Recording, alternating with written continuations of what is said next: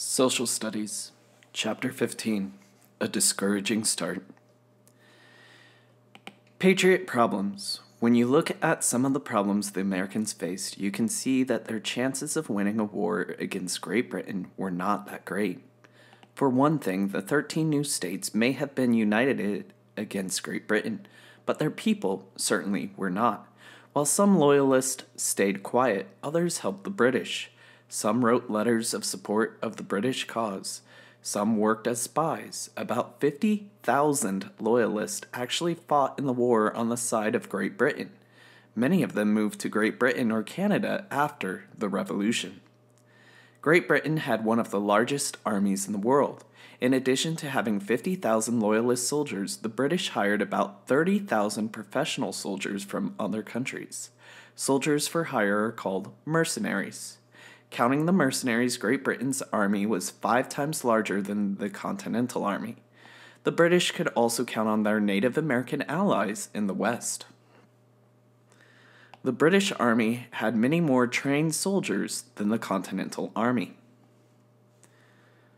The British soldiers were well-trained fighters. Commanders could count on having their soldiers for a certain number of years. They had time to train their soldiers for battle. General Washington had to build an army from scratch. His army was made up mainly of farmers, not professional soldiers. Washington also never knew how many soldiers he could count on at any one time. Some joined the Continental Army for a 3-year term. Most volunteered to serve for less than a year. Some signed up for only 3 months. Others joined the Continental Army when the fighting got near the villages or farms. Then they would leave the army once the British troops moved on. Soldiers would often return to their farms at planting and harvesting time. With all these comings and goings, training an army was nearly impossible.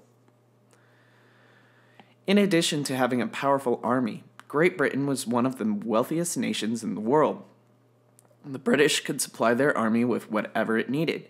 The Continental Army was often short on cannons, gunpowder, food, and other supplies. It didn't even have enough uniforms. Throughout the war, most American soldiers fought in their own clothes. Several times during this war, General Washington wrote to the Continental Congress.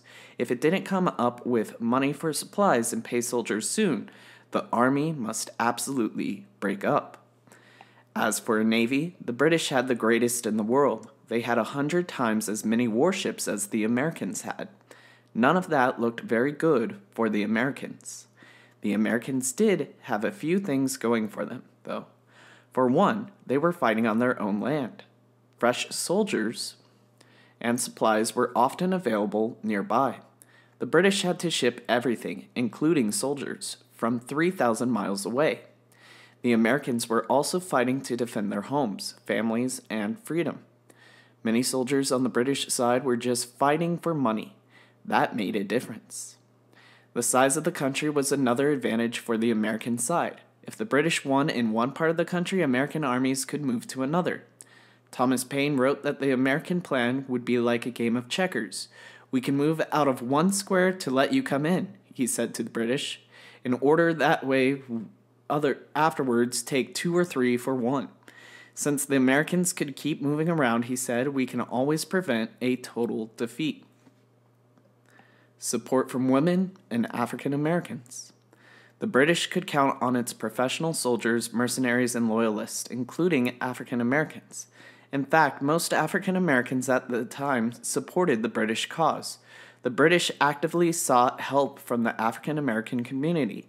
They promised freedom to any enslaved person who fought for the king. The Patriots had their own sources of help. The Patriot side also had support from African Americans. It had important support from women too. Women played many roles in the American Revolution, working in army camps. They washed, cooked, sewed, made gunpowder, and nursed the wounded. Sometimes women went into battle even though they weren't supposed to. In one battle, Mary Ludwig Hayes brought her husband's cannon crew water from a nearby stream. Pitcher carriers brought water to cool off the cannons, which would overheat in battle. She carried so many pitchers that they called her Molly Pitcher. According to legend, Molly's husband became ill during the battle. The other members of his cannon crew had been killed. Molly loaded and fired the cannon by herself until all other soldiers arrived to take over. Another woman who helped the Patriot cause was Deborah Sampson. Sampson dressed in men's clothing and joined the army. She was a talented soldier. It was only when she was wounded that doctors found out that she was a woman. A number of other women served as messengers and spies. Of course, women didn't have to be on a battlefield to help the Patriot cause. One of their greatest contributions was at home. In addition to doing their usual work, they also did the work of the men who had gone off to fight. There were many women who kept the family farm going or the family business running.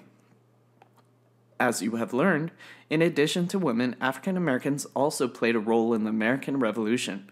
About 5,000 African Americans fought on the American side of the Revolutionary War.